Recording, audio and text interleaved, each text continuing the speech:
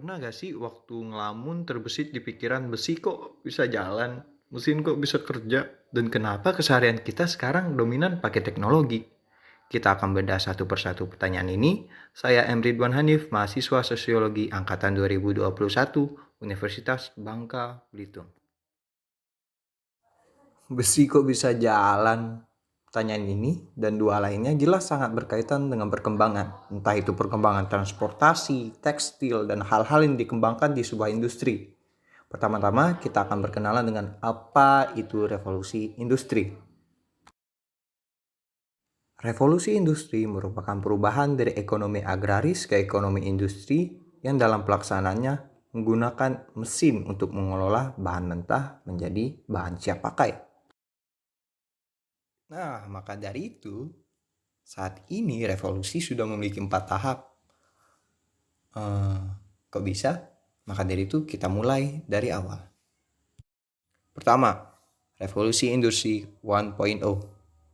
Pada abad ke-18, sumber tenaga utama dalam melakukan proses produksi masih mengandalkan tenaga tradisional, seperti tenaga manusia, hewan, air, dan angin. Ya, kalian tahu lah. Namun, pada akhirnya masa ini menemukan titik terangnya dengan penemuan mesin uap oleh James Watt.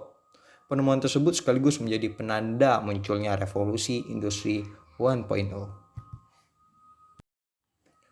Dijadikannya mesin uap sebagai alat memproduksi barang, produktivitas pada masa ini meningkat dengan sangat pesat. Sektor ekonomi pun turut melonjak akibat dari tingginya produktivitas. Selain itu, masyarakat sudah lepas dari feodalisme dan dapat melakukan proses produksi tanpa harus memikirkan lahan yang luas. Kedua, revolusi industri 2.0. Pada awal abad ke-20, revolusi industri kedua ini ditandai dengan ditemukannya tenaga listrik, coy. Pada masa ini, mobil-mobil sudah mulai diproduksi secara massal. Namun, proses produksi tersebut terkendala dengan waktu produksi. Setiap mobil harus dirakit secara bergantian di titik yang sama oleh satu orang perakit mobil. Bayangkan, sebagai jalan keluarnya, muncul sistem lini produksi atau assembly line. Pada tahun 1913, proses produksi mobil sudah mulai menggunakan lini produksi ini untuk memudahkan proses pembuatan. Assembly line beroperasi menggunakan ban berjalan atau namanya conveyor belt. Dengan adanya sistem lini produksi ini, sistem proses produksi berubah menjadi spesialisi. Jadi, setiap pegawai akan mengerjakan bagian yang dirasa merupakan keahliannya dari pelatihan yang dia dapatkan. Lanjut, revolusi industri 3.0. Masih pada abad ke-20, partisipasi manusia pada abad ini mulai berkurang dengan dimulainya era digital. Banyak teknologi mesin analog yang sudah beralih menjadi teknologi canggih secara digital, seperti menghitung rumus formula, mengirim dokumen jarak jauh, hingga mengatur manajemen keuangan dapat dilakukan oleh komputer. Revolusi industri 4.0. Revolusi industri ini dimulai dari tahun 2000 hingga saat ini. Nah, bisa dikatakan revolusi industri 4.0 merupakan outbreak besar-besaran dari teknologi revolusi industri 3.0. Nah, pada 4.0 ini, revolusi terfokuskan pada perkembangan dunia digital seperti IoT atau kepanjangan dari Internet of Things, pertukaran data seperti cyber physical, cloud computing, dan cognitive computing, tenaga manufaktur, dan masih banyak lainnya.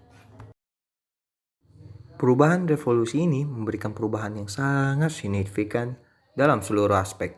Tidak lagi terfokus pada sektor industri saja. Kini semua bidang seperti pekerjaan, pendidikan, hingga pola hidup masyarakat sehari-hari.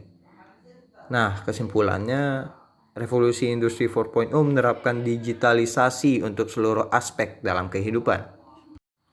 Selain dampak positif yang kita dapatkan dari revolusi industri 4.0, kita juga dapat terlena dan dapat kita rasakan hingga saat ini dampak negatif revolusi industri 4.0. Di antaranya diskriminasi sosial di kehidupan masyarakat, kapitalisme di bidang perekonomian, Masyarakat semakin konsumtif. Berbagai berita hoax tersebar dan banyak yang mempercayainya. Persebaran teknologi yang belum merata, terutama di wilayah pedesaan terpencil. Dan khusus di Indonesia sendiri, banyak sumber daya alam yang diolah oleh pihak asing dan menguntungkan pihak asing, namun merugikan pada pihak Indonesia.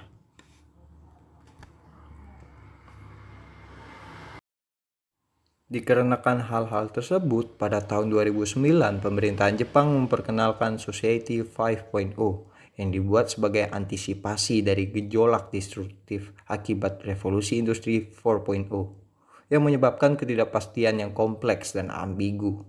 Dikhawatirkan invasi tersebut dapat menggerus nilai-nilai karakter kemanusiaan yang dipertahankan selama ini.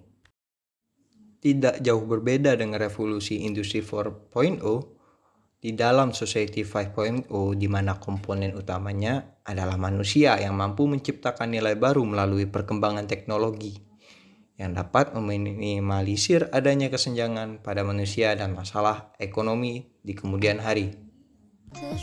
Saya, M. Ridwan Hanif, mahasiswa sosiologi angkatan 2021 Universitas Bangka Belitung, mengucapkan sekian dan terima kasih.